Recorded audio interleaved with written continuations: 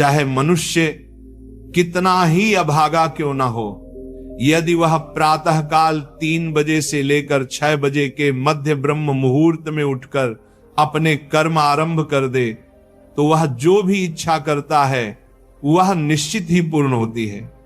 एक समय की बात है, माता पार्वती ने भगवान शिव से निवेदन किया, हे स्वामी, मैंने देखा है कि चाहे मनुष्य कितना ही दुर्भाग्यशाली क्यों न हो, यदि वह ब्रह्म मुहूर्त में उठता है तो उसके जीवन में सुख, शांति और सफलता स्वतः आने लगती है।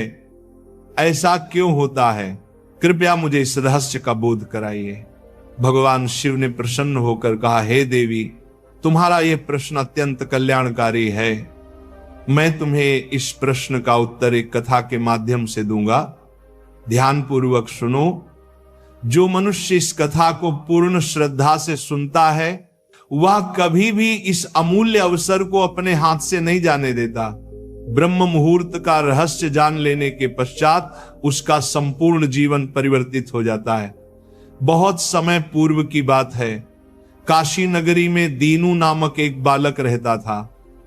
वह हृदय से अत्यंत अच्छा था, किंतु उसमें एक बुरी आदत थी। वह प्रातःकाल बहुत देर से उठता था। घर के लोग उसे प्रतिदिन जगाने का प्रयत्न करते, परंतु वह प्रातः 9 बजे से पहले कभी नहीं उठता था। जब वह बालक था तब उसके परिवार वालों ने सोचा कि समय के साथ उसकी ये आदत सुधर जाएगी, परंतु जैसे जैसे वह बड़ा होता गया ये आलस्य और भी दृढ़ होता चला गया। दुनिया इधर से उधर हो जाए, किंतु दीनू कभी जल्दी नहीं उठता था। उसके पिता उसकी इस आदत से अत्यंत दुखी रहते। धीरे धीरे उस पर नकारात्मक शक्तियों का प्रभाव बढ़ गया। वह सबको पलटकर उत्तर देने लगा। मन सदैव उदास रहता और उसके स्वास्थ्य पर भी विपरीत असर पड़ने लगा। जब उसे ज्ञात हुआ कि उसके सभी मित्र जीवन में सफलता प्राप्त कर चुके हैं, तब वह और अधिक विषादग्रस्त हो गया। ईश्वर को कोसते हुए वह बार बार कहता, मेरी किस्मत ही खराब है, मुझे कुछ भी नहीं मिलता। परंतु उसके पिता यह भली भांति जानते थे कि उसकी असफलता का वास्तविक कारण उसका आलस्य और देर तक सोना है। एक दिन उसके पिता को एक महान सन्यासी के विषय में जानकारी मिली। उन्होंने निश्चय किया कि वे अपने पुत्र की समस्या लेकर उस सन्यासी के पास जाएंगे। वे उस सन्यासी से मिले, सब बात बताई। सन्यासी ने कहा, कल अपने पुत्र को मेरे आश्रम में ले आइए, मैं उसे एक उपाय बताऊंगा। पिता घर लौटे। उन्हें ज्ञात था कि यदि वे सीधे कहेंगे तो पुत्र तैयार नहीं होगा, अतः उन्होंने प्रेम पूर्वक कहा, बेटा, तेरे सभी मित्र सफलता प्राप्त कर चुके हैं, क्या तू सफल नहीं होना चाहता? लड़के ने उत्तर दिया, चाहता तो हूं पिताजी, पर जब भी उनसे रहस्य पूछता हूं वे कुछ नहीं बताते। पिता मुस्कुराए और बोले, मुझे उस रहस्य का ज्ञान हो गया है कि वे सब सफल क्यों हो रहे हैं। लड़का उत्साहित होकर बोला, कृपया बताइए पिताजी। पिता ने कहा, कल प्रातः एक सन्यासी के आश्रम में जाना होगा। यदि तू समय से पहुंच गया तो वह तुझे ऐसा मंत्र देंगे जिससे तू सफल हो जाएगा, किंतु एक शर्त है। लड़के ने कहा, मैं आज रात्रि भर जागता रहूंगा और प्रातः इस सन्यासी से मिलने जाऊंगा। पिता बोले, ठीक है, पर उनकी आज्ञा का पालन अवश्य करना। रात्रि में पहली बार उस लड़के ने जागे रहने का प्रयत्न किया, परंतु कुछ ही समय में नींद ने उसे घेर लिया। प्रातः जब उसकी आंख खुली तो समय बीत चुका था। सन्यासी से मिलने का अवसर निकल गया था। पिता ने कहा, बेटा, जिसने अपने जीवन का प्रारंभ ही आलस्य से किया वह सफलता कैसे पाएगा? जाओ फिर सो जाओ। यह सुनकर दीनू अत्यंत व्यथित हो गया। उसने मन ही मन संकल्प लिया कि वह अगले दिन अवश्य समय पर पहुंचेगा। उसने अपने पैर में हल्का सा घाव कर लिया ताकि दर्द के कारण उसे नींद ना आए। यह उसके जीवन का पहला अवसर था जब उसने प्रातः काल का उदय देखा। वह तत्काल तैयार होकर सन्यासी के आश्रम पहुंचा। वहां उसने देखा कि सन्यासी और उनके शिष्य ध्यान में लीन हैं। ध्यान समाप्त होने के बाद वह सन्यासी के चरणों में गिर पड़ा और बोला, गुरुदेव कृपा कर मुझे ऐसा मंत्र बताइए जिससे मैं भी अपने मित्रों की भांति सफल हो सकूं। सन्यासी मुस्कुराए और बोले, अच्छा तो तुम वही बालक हो जिसके पिता मुझसे मिलने आए थे। मैं तुझे वह मंत्र अवश्य दूंगा, परंतु एक शर्त पर। लड़का चिंतित हो उठा, कौन सी शर्त गुरुदेव? सन्यासी बोले, तुझे अगले 21 दिनों तक मेरी आज्ञा का पालन करना होगा, तब मैं तुझे वह दिव्य मंत्र दूंगा। यदि बीच में तेरा संकल्प टूटा तो उस मंत्र का कोई प्रभाव नहीं रहेगा।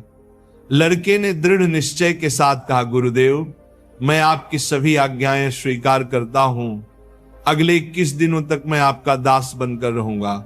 सन्यासी बोले, अच्छा कल से तेरा कार्य प्रारंभ होगा, तू यहीं आश्रम में रहेगा, ब्रह्म मुहूर्त में उठेगा, ध्यान करेगा और अन्य कार्यों में सहयोग करेगा। संकल्प दृढ़ रखना। पहले कुछ दिन सब ठीक रहा, पर 8वें दिन उसका संकल्प टूट गया। वह फिर देर तक सोया रह गया। प्रातः जब उठा तो अत्यंत पछताया और रोते हुए सन्यासी के चरणों में गिर पड़ा, गुरुदेव मुझसे बड़ी भूल हो गई, अब मैं कभी सफल नहीं हो पाऊंगा। सन्यासी ने स्नेहपूर्वक कहा, नहीं पुत्र, फिर से आरंभ कर, असफलता ही सफलता की जननी है। अब दृढ़ संकल्प के साथ आगे बढ़।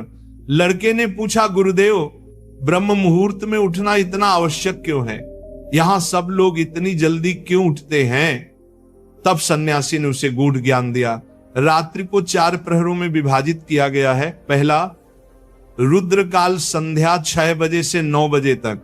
दूसरा, राक्षस काल रात्रि 9 बजे से 12 बजे तक। तीसरा, गंधर्व काल रात्रि 12 बजे से 3 बजे तक। और अंतिम, मनोहर काल, जिसे ब्रह्म मुहूर्त या अमृत बेला कहा जाता है, प्रातः 3 बजे से 6 बजे तक।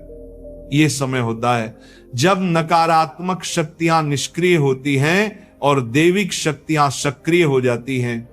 ब्रह्म मुहूर्त अर्थात देवताओं का काल। इस समय देवता पृथ्वी पर विचरण करते हैं और जो मनुष्य जागृत रहता है उस पर उनकी कृपा होती है। इस समय मनुष्य का मस्तिष्क शुद्ध और शांत होता है, विचार रहित होता है। यदि समय अध्ययन किया जाए तो ज्ञान दीर्घ काल तक स्मरण रहता है। प्राचीन काल में लोग सूर्यास्त के साथ दिन का अंत करते और सूर्योदय के साथ आरंभ। यही प्रकृति के साथ तालमेल का रहस्य है। लड़के ने कहा, गुरुदेव यदि मैं ब्रह्म मुहूर्त में उठूं तो मुझे क्या करना चाहिए?